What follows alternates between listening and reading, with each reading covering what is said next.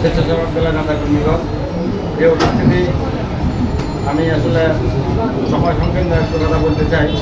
সেটা হলো, আমাদের এখন কাজ হলো আমরা দল ক্ষমতায় এসেছে, আর পাশাপাশি আমরা দলকে গোছানো ঐক্যবদ্ধ করা। আমাদের মাঝে বিভিন্ন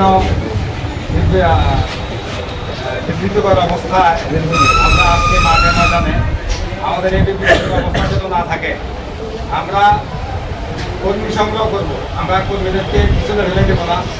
যে স্বেচ্ছাসেবক দলের যারা আছেন কিন্তু আজকে এখানে উপস্থিত সকলেই ঐক্যবদ্ধভাবে এই স্বেচ্ছাসেবক দলকে লালমাই উপজেলায় কীভাবে সুসংগঠিত করা যায়, সকলকে আমরা প্রতিনিয়ত সুসংগঠিত করার জন্য কাজ করতে হবে।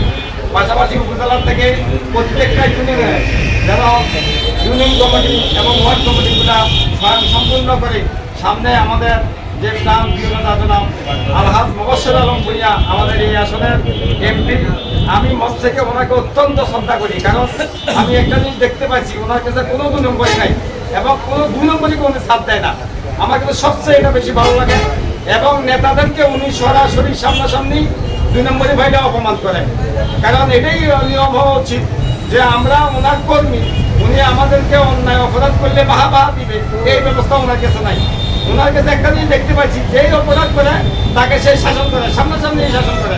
এই জন্য আমি আমার এমপি মহোদয় সাহেবকে অন্তঃস্থল থেকে কৃতজ্ঞতা প্রকাশ করি। আমি ওনার প্রশংসা করি।